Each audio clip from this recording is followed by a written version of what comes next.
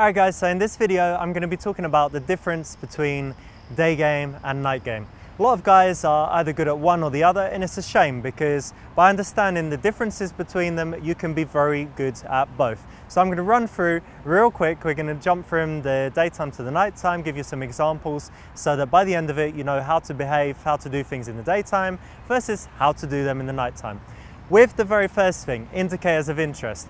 In the daytime, you're not going to get very many. You're going to be walking down the road, you'll try and make eye contact with girls, and in general, you won't get too many IOIs back. Something you can try is to be on the phone, be listening to music, be walking with a friend, especially a girl, be eating something, eating an apple, eating something like that, an ice cream, drinking from a big bottle. Actually, these things get you more attention and will get you more IOIs in the daytime.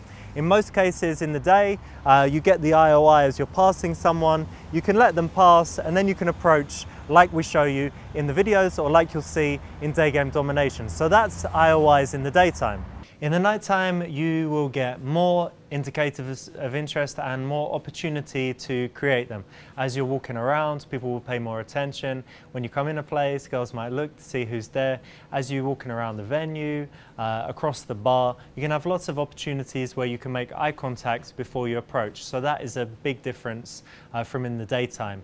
In fact, if you master IOIs, you can make 70 or 80% of your approaches warm rather than cold, meaning that you've already exchanged some eye contact and some non-verbal communications before you actually come up and approach. Second thing is when it comes to approaching and physical space. So in the daytime, you're probably looking at having a distance of about this much when you start an interaction. You're further than arm's length apart. If you're too close, it's quite strange for the girl in the daytime. So yeah, exactly. So keeping in mind physical space, and normally you would actually be face to face, you wouldn't be side on. So in the daytime, that's how it goes when it comes to physical space and approaching. When it comes to approaching, you're going to be able to do it in a few different ways in the nighttime. If she's at the bar, you can kind of come up next to her. You can, of course, approach directly. A lot of the traditional theory is that you should be a little bit side on instead of kind of facing direct towards her. And I agree with that. But in general, you don't have to have so much impact in your approach. You can be a little bit smoother and kind of sneak in there. And of course, you can be a lot more non-verbal, setting things up with your body language and non-verbal communications as you actually walk towards her or before you approach her. In the nighttime, the physical space stuff is very different. It's quite comfortable for us to be actually touching close side by side, even with a complete stranger. This is completely normal. If you're both standing at the bar, if you are talking to each other, you would be much closer, close enough to touch. You might be in a loud place, you're leaning in, blah, blah, blah, talking in her ear like this. And in general, you're able to be a lot closer even before it's a romantic situation. So pretty much immediately, you're going to be able to get a lot closer. The third big difference is when it comes to touching or kino escalation. In the daytime, it's very common that I wouldn't actually touch a girl at all. I don't think, I would do too many touches, even on the arm. There might be some moment where, I pick something out about her clothes or her jewelry, but in general, I wouldn't actually try and do that. It's not so important in the daytime to escalate physically. It's more important that she's very comfortable, and unless there's some point where maybe you decide to go somewhere together and you walk her and you kind of put your hand on her back to lead her across the road or to open a door and to take her somewhere, in most cases you wouldn't have much physical contact in the daytime at all.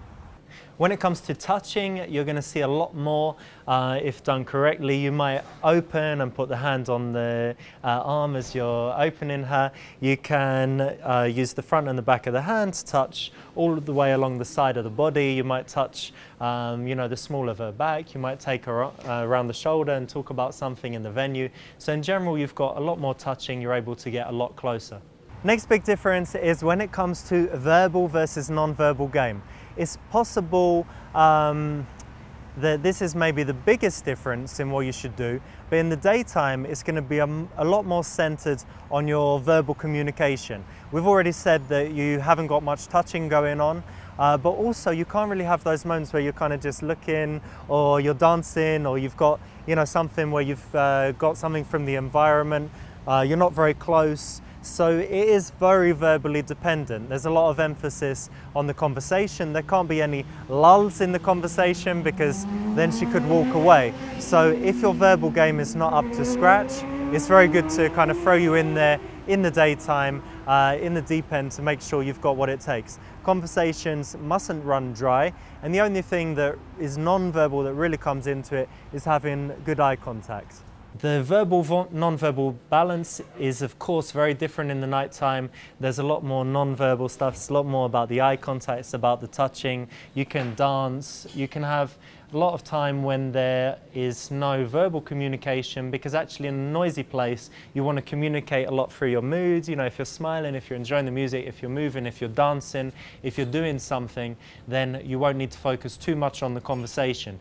In general, in the beginning it will be not so verbal, and then if you do want to talk, you might go to a more quiet place, the smoking area, or to sit somewhere to carry on a conversation. In the daytime, it is possible to have some subtle flirting, but girls, when they're, you know, in their lunch break from work and things like that, they're not drunk, you know, they're not in a bar, they're not usually dressed as sexy as Olia is today, so they're not in that kind of mood, you know, they're not in a sexual state. They're happy to be comfortable with someone and to spend some time, but to take the conversation to kind of sexual things, to be looking at her lips, to be, oh, you know, giving her sexual compliments and things, in the daytime is really not the place for it.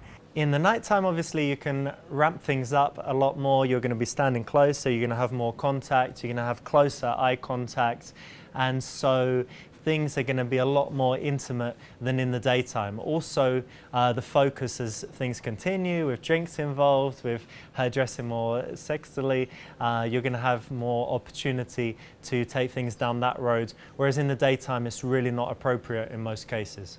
Final point is when it comes to closing. In the daytime, the key is that you need to have a good conversation, usually 5 to 10 minutes. You need to talk about things that you both like to do, find some common points, find some dates, some things that you can do together in the future, find out if possible her schedule, and in most cases you're just going for a solid number and setting up a date for that time. Or you're going for what we call the instant date, where I say something like, listen, I've got like 10 minutes, why don't we go for a coffee? There's a coffee place over there, and we go quickly for a coffee. So in the daytime, that's what closing would look like, and the key thing is to make it as solid as possible. If you're getting flaky numbers, then I suggest you go for those instant dates. If you're already getting good numbers, then you know what a solid number is and you can go for numbers. Finally, when it comes to closing, of course you can think about numbers, but in most of the cases you're going to want to escalate physically or take her somewhere. So you're going to go from escalating the touches to maybe kissing, dancing on the dance floor. You might invite her to eat something, you might invite her to an after party, and basically the goal would be to get her out of the place. In a lot of cases, the number close in the nighttime is only for situations where you think she wouldn't go with you or carry on things because she's with her friends, she's tired, she has to wake up early, she's got a flight in the morning, or something along those lines. So forget about the numbers in most cases when it comes to the nighttime. So guys, those are the key differences between night and day game. If you had a weakness before, go out, make those changes, and I'm sure it will really help. Around this video, you're going to see a link to click and you'll be able to check out Day Game Domination.